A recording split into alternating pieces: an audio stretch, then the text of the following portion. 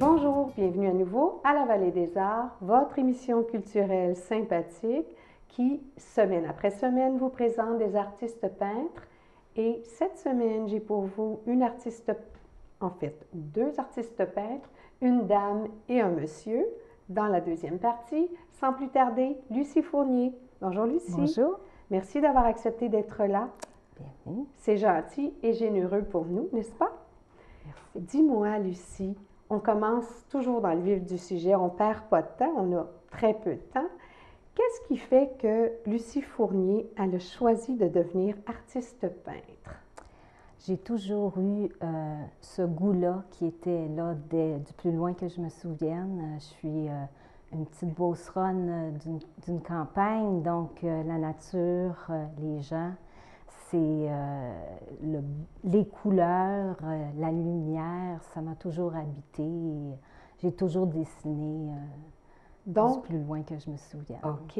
Et dans la famille, comment tu étais perçue, toi? Parce qu'il n'y en avait pas d'autres dans la famille. Il n'y en a pas dans la famille d'autres. Quand on ressort comme ça, là, comment c'est perçu? C'est spécial parce que, oui. Il faut être fait fort pour passer à travers. Il faut être fait fort. Je vous dirais que lorsqu'il a fallu choisir un métier, par exemple, il fallait choisir un métier socialement accepté, disons, dans le sens que être artiste peintre, ça ne marchera pas, là. Donc, je suis allée en sciences, technologistes médicales. Puis ce que j'aimais le plus, c'était les choses au microscope où il fallait dessiner les cellules. Je passais tout le cours à faire ça. Et j'arrivais chez nous le soir, on continuait là-dessus. Et j'avais 10 sur 10 là-dessus, il n'y a aucun problème. Bon, c'est bon ça. Alors, tu as pris ça, puis tu en as fait une passion. En fait, cette passion-là t'habitait déjà. Tout le temps. Et toujours. Je me disais toujours, si un jour j'ai à choisir, je sais ce que je vais prendre. Et c'était les arts. Ah, c'est fantastique. Oui. On a remarqué ça, hein? La plupart des gens sont tombés dedans quand ils étaient jeunes. Oui. C'est dans l'âme, c'est dans la tête. On va en parler encore tantôt. C'est là. Mais, par contre, lorsque je suis partie, les gens m'ont dit, ben voyons, tu laisses un métier, qu'est-ce que tu vas faire? Je leur ai dit, je vais toujours me débrouiller parce que c'est ce que je veux faire. OK. Ouais. Tu avais confiance en toi. Oui. C'était la base de tout. C'est ce qui fait qu'on peut faire on peut mettre un pied devant l'autre pour se rendre toujours un peu plus loin. Oui. Je voudrais savoir, ça fait combien de temps donc que tu as choisi de peindre? Bien, vers l'âge de 15 ans, à l'adolescence, ma sœur l'aînée m'a offert un petit kit de peinture là, de débutant. Et c'est parti comme ça, peinture à l'huile. Et là, c'était dans le sous-sol, tout de suite après l'école, les fins de semaine, dès que je pouvais. C'était ça que je faisais. C'est fantastique. Et l'évolution, ça a été qu'on est parti de l'huile, le petit kit à l'huile, pour arriver aujourd'hui à quel médium? Toujours l'huile, mais de plus en plus pastel à l'huile. Et là, j'ai expérimenté dernièrement le bâton à l'huile. J'ai beaucoup fait de crayons, fusains sanguines aussi, les modèles vivants, tout ça. Mais ça reste l'huile et le pastel à l'huile. Que tu privilégies. Pour quelle raison? La richesse du médium et moi, la façon dont je travaille, c'est quelque chose qui prend quand même plusieurs étapes et beaucoup de temps. À l'acrylique, j'ai essayé de l'expérimenter, mais ça sèche très vite et moi, ça ne correspondait pas nécessairement à ce que je voulais donner comme rendement. Bien, d'accord. Oui. Pour qui tu peins, Lucie? Moi, j'aime ça quand je pose cette question-là. Pour qui peins-tu? Bien, en fait, je pense que le départ, je peins pour moi dans le sens que il faut que ça m'habite, il faut que ça me fasse vibrer et je me dis, ben ça va en faire vibrer d'autres. Lorsque les gens ont de mes choses, je me dis, s'ils l'ont, c'est parce que ça les rejoint. C'est comme si je leur laissais une partie de moi. Qui vont avec eux. Absolument. Donc, ça, automatiquement, les gens aiment ça et ils ont une partie de moi. c'est pas que j'ai de la difficulté à me détacher, au contraire, je sais que je le fais pour... Tu le partages. Mais je l'aime au départ, Oui. et pour moi, si je le donne, c'est comme un cadeau. C'est vraiment comme un cadeau. Oui, bien je dirais même, c'est un cadeau qu'on te fait. Oui, c'est vrai. Oui. On peint pour soi, on exprime des choses, on le sent très bien d'ailleurs, on le sent, cette sensibilité-là. Et quand les gens se font acquéreurs de nos toiles, c'est un cadeau qu'ils nous font, puis ils ne savent même pas. Mais c'est un honneur, dans le fond. Oui, tu dis, exactement. Bon, ils aiment ça, et je leur en donne. Puis, un donnant-donnant, on donne et on reçoit en même temps. Et qu'est-ce que c'est pour toi, la réussite? La réussite dans ce que tu as choisi de faire, qui t'est si cher. Qu'est-ce que c'est pour toi, réussir? Bien, j'aime les gens. Et pour moi, que quelqu'un ait quelque chose qui vient de moi, ben c'est une réussite. Oui, c'est un accomplissement en réalité. Oui. C'est vraiment fort pour toi là, de partager ça avec les gens. Ça m'a pris du temps à le comprendre parce que j'étais, comme j'ai étudié dans un métier où il fallait que moi, je me disais socialement, il faut que j'apporte quelque chose à quelqu'un. Et ça m'a pris du temps à me permettre les arts vraiment.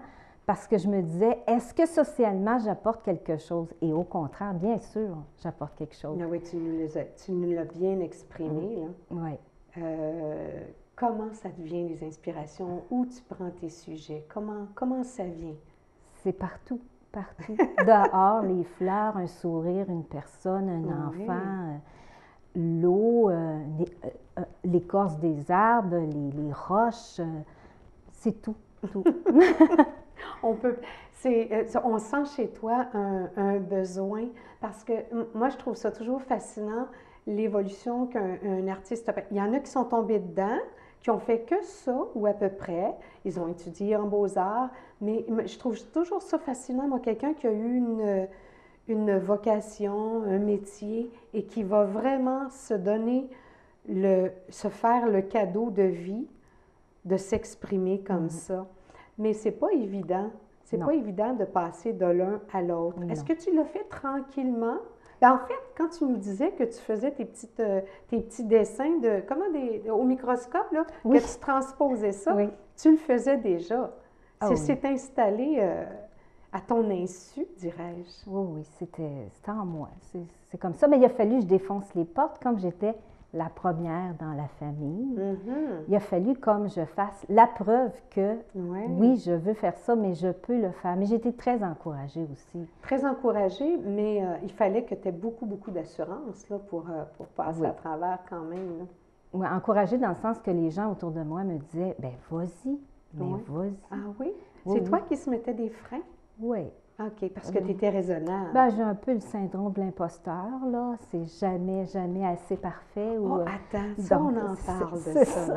Le syndrome de l'imposteur. Tiens, c'est nouveau, on ne l'avait pas entendu, celle-là. Allons-y. Bien, disons, quand je fais des choses, c'est où si la personne l'achète, j'aurais presque le goût de cogner à la porte, puis il y a peut-être ça qu'il faudrait que je rajoute. Oui. Donc, est-ce que c'est assez bien? Est-ce que c'est toujours parfait? Il faut que ce soit parfait. Je suis perfectionniste aussi. OK. Ça, c'est une chose, effectivement. Puis tu touches à un point assez délicat. Parce que quand on a terminé une toile, elle n'est jamais terminée. Pour moi, elle n'est jamais terminée. OK. Alors, tu te fais violence, là, quand à un moment donné, tu dis, là, il faut que j'arrête. Là, je dis, bon, prends-la parce que je ne la donnerai pas, là. Je vais la garder, je vais la retravailler. Ah oui? Tout le temps. Moi, je la travaillerai tout le temps. Je n'ai pas encore dit, elle est finie. Elle est finie quand ils viennent la prendre, malgré moi, là. OK. Oui. Donc, c'est pas toi qui le décide? Rarement. Jusqu'à un certain point, c'est pas toi qui décides, là, c'est les acquéreurs. C'est assez, je la laisse. Okay. Elle est assez finie. Là. Mais est-ce que ça va arriver quelquefois que tu vas peindre et puis tu la gardes, là, tu dis, non, c'est pas fini, puis tu vas, régulièrement, j'imagine. Je peux en peindre une ou deux en même temps, et puis là, je passe d'une à l'autre, et puis je l'examine, je l'oublie, j'en refais une autre pour le voir à différentes façons.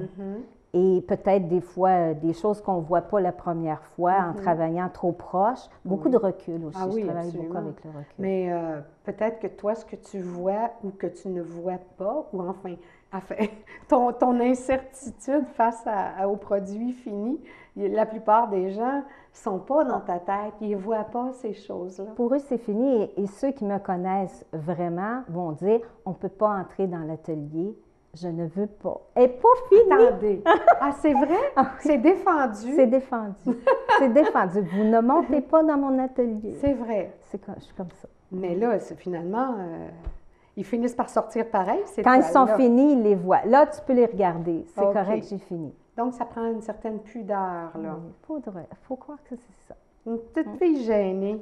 Est-ce que ça se pourrait? Ah, ça se peut. Ça se Donc, peut. c'est pour ça qu'il y a beaucoup de sensibilité Oui. dans ce que tu fais. Oui. Est-ce qu'il y a des projets? Est-ce qu'il y a des choses qui sont chères pour toi? En fait, les projets, là, ça serait justement de me permettre et de défoncer les portes et de dire, regarde, là, c'est là que je suis rendue et je l'assume pleinement. Ça serait ça. Ben, c'est là. Oui, je C'est sais. là. Je sais. Lucie, c'est déjà terminé. Merci. Beaucoup d'avoir accepté notre invitation et d'avoir partagé des choses à l'intérieur de toi. Merci. Merci beaucoup. Merci. Et suite à notre invitée Lucie Fournier, nous avons un autre invité, cette fois-ci un monsieur, après la pause.